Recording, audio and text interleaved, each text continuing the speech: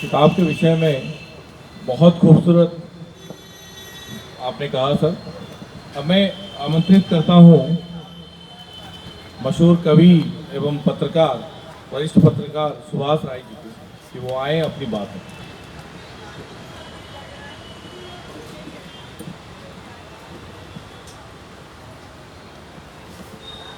आदरणीय शिवमूर्ति जी, जितेंद्र पात्रो जी, अनिल त्रिपाठी जी, अर्पण कुमार जी, नलिन भाई, मैं जब इस किताब को ऊपर से देखता हूँ या देख रहा था कई बार, तो जो चीज़ें पहली नज़र में ध्यान खींचती हैं वो इस पुस्तक का शीर्षक सहअस्तित्व, अर्पणा कौर का चित्र जो इस पुस्तक के ऊपर दिखाई पड़ता है, और दो टिप्पणियाँ जो बहुत महत्वपूर्ण हैं। एक टिप्पणी अरविंदाक्षन जी की और दूसरी टिप्पणी प्रियदर्शन। इन दोनों ही टिप्पणियों में मुझे लगता है कि अर्पण कुमार की कविताओं को समझने का सूत्र है। अरविंदाक्षन जी लिखते हैं कि अर्पण कुमार मनुष्य धर्मी कवि हैं। उनका कवि अपनी कविताओं में व्योम की यात्रा नहीं करता है, बल्कि अपनी मिट्टी से होकर उसकी यात्रा संभव होती है। प्रियदर्शन लिखते हैं कि अर्पण कुमार का यह संग्रह सहअस्तित्व आपके संवेदना संसार को बहुत सारे बीतते बीतते अनुभवों से दोबारा जोड़ता है। आपका वह संसार आपको लौटाता है। आप बहुत ध्यान से देखें तो जो पहली कविता अर्पण कुमार जी की है, अपने गांव में लौटते हैं, अपना पता देते हैं। मैं ये मानता हूँ कि जो कविताएं कवि का पता नहीं देती हैं वे संदिग्ध कविताएं हैं। जो कविताएं कवि का पता देती हैं, उसकी भाषा का पता देती हैं, वो कहाँ रहता है उसका पता देती हैं, वे कहीं न कहीं प्रामाणिक कविताएं हैं और कहीं न कहीं संवेदनशील कविताएं हैं जो समय को संबोधित करती हैं। गांव केवल गांव नहीं है मेरे लिए। मैं ये मानता हूँ कि गांव हमारे लिए हमारी जड़ें हैं। अगर हम जड़ों से कट गए, आपने देखा होगा कि विस्थापन का यह दौर अभी कुछ दिनों पहले जिस तरह से देश भर के तमाम हिस्सों से लोग अपने गांव की ओर भाग रहे थे, यानी कि जब कहीं आसरा नहीं हो, तब कहीं रहने का ठिकाना नहीं हो, तब गांव ही लौटा जा सकता है। और ये कवि अपने गांव में खड़ा है। अर्पण कुमार अपने गांव से ही शुरुआत करते हैं। वो कहते हैं कि गांव ही हमारा पता है और गांव ही सहअस्तित्व की जो भी भावना दिखाई पड़ती है या जो समाज के लिए या प्रकृति के लिए भी जरूरी है, वो गांव ही हमें देता है। अगली कविता में इसका विस्तार करते हैं, जिसका जिक्र किया गया। गमछा, गमछा प्रतीक है गांव का।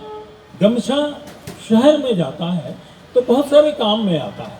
गमछे में आप गमछा बिछा के आप ताश खेल सकते हैं, गमछा बिछा के आप साथ मिलके खाना खा सकते हैं। ये गमछा अर्पण कुमार कहते हैं कि एक पुल की तरह काम कर सकता है। पुल यानी गांव और शहर के बीच का पुल, गांव और शहर को जोड़ने वाला पुल। हिंदी कविता में पुल को मैंने कई बार कई जगह आते हुए देखा है। नरेश जी की एक बहुत मशहूर कविता है, पुल पार करने से नदी पार नहीं होती, नदी पार नहीं होती नदी में धंसे बिना। पुल गेय जी की कविताओं में भी आता है कि पुल जो बनाते हैं उस पुल से सेनाएं गुजर जाती हैं, उस पुल से सेनाएं गुजरती हैं तो रावण मारा जाता है, राम जीतते हैं, लेकिन पुल बनाने वाले इतिहास में बंदर कहलाते हैं। लेकिन हम इतिहास को बदलने का काम कर रहे हैं। हम ये समझने का काम कर रहे हैं कि नहीं, जो पुल बनाएंगे वही सहअस्तित्व को बरकरार रखने की कोशिश करेंगे। अर्पण जी की आखिरी जो कविता है सहअस्तित्व, सहअस्तित्व क्यों ज़रूरी है? आप देख रहे हैं कि जिस तरह प्राकृतिक आपदाएं चारों तरफ आ रही हैं, जिस तरह विनाश का माहौल है, जिस तरह हमने प्रकृति को असंतुलित कर दिया है अपने विकास की योजनाओं के नाते, तो वह केवल प्रकृति के लिए ही नहीं बल्कि सारे जीवन के लिए, केवल मनुष्य का जीवन ही जीवन नहीं है, बल्कि मनुष्य के जीवन में जो सहायक हैं वे सारे जीव मात्र हैं।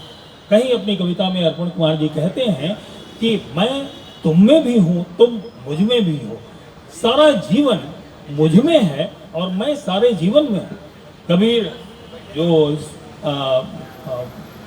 किताब के कवर पर दिखाई पड़ते हैं, कबीर का एक दोहा है, शायद आप सब जानते होंगे कि जल में कुंभ, कुंभ में जल है, बाहर भीतर पानी, फुटा कुंभ जल जल ही समाना, यह तत् कहे ज्ञानी। यानी ये एकता है, जो आत्म की एकता है, यानी बाहर भी जल है और भीतर भी जल है। हम महसूस नहीं करते हैं, हम एक अलगाव महसूस करते हैं, और जब अलगाव महसूस करते हैं तो जो हमारे बाहर है उसको नष्ट करते हैं, उसके विनाश में जुट जाते हैं, उससे फायदा उठाने में जुट जाते हैं।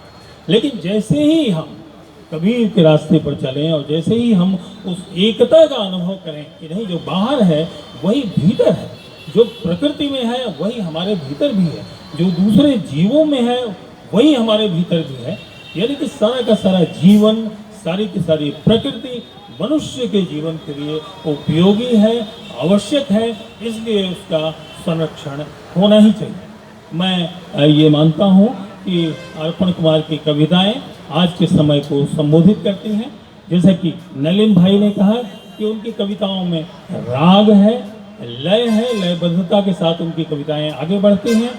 कोरोना काल की भी कई कविताएं हैं इसमें, और कोरोना काल में जो अलगाव दिखाई पड़ा, जो विस्थापन दिखाई पड़ा, वो दोनों को संबोधित करती हुई कविताएं हैं। मैं अगर इन कविताओं को सूत्र में कहना चाहूँ तो 2-3 सूत्र मैंने बनाए हैं। ये कविताएं स्मृति के द्वार पर नए स्वप्न के लिए दस्तक देती पवित्र पुकार की तरह है। दूसरा, ये कविताएं लगातार छीजती, अपने दंभ और हिंसक रूप में खुद को नष्ट करती, प्रकृति को रौंदती, कुचलती दुर्दांत सभ्यता के विनाश अभियान के विरुद्ध एक खुली ललकार की तरह हैं। ये कविताएं कवि की कल्पनाओं में रची जाने वाली एक सुंदर सह अस्तित्व पर टिकी स्वप्निल दुनिया की ओर कदम रखती साहसिक नवाचार की तरह है। तो मैं ये कहूँगा कि इसमें एक पुकार है, मैं ये कहूँगा कि इसमें एक ललकार है, मैं ये कहूँगा कि इसमें एक नवाचार है, और मैं ये भी कहूँगा कि अर्पण कुमार की कविताओं में जो जीवन रस है वो कहीं ना कहीं हमारे अपने लोकेल से या उनके अपने लोकेल से, और वो लोकेल जो केवल स्थानीयता से संबंध नहीं रखता है, बल्कि उस स्थानीयता में भी एक वैराग्य है। स्थानीयता भी समूचे ब्रह्मांड से, समूची प्रकृति से अपने को जोड़ती है। उसका जो जीवन रस है वो इन कविताओं में दिखाई पड़ता है। इसी के साथ मैं अपनी बात खत्म करता हूँ और अर्पण कुमार जी को बहुत बहुत बधाई देता हूँ, बहुत बहुत शुभकामनाएं देता हूँ। जितेंद्र पात्रों को भी बधाई देता हूँ इस नाते कि बहुत कम समय में प्रलेख प्रकाशन ने बहुत सारी टाइटल्स प्रकाशित करके एक चुनौती प्रस्तुत की है, और ये साबित किया है कि अच्छी किताबें अगर आती हैं तो उनको पढ़ने वाले लोग, उनको जानने वाले लोग भी आते हैं, और वे इस परंपरा को, इस ताकत को आगे बढ़ाते हैं। धन्यवाद।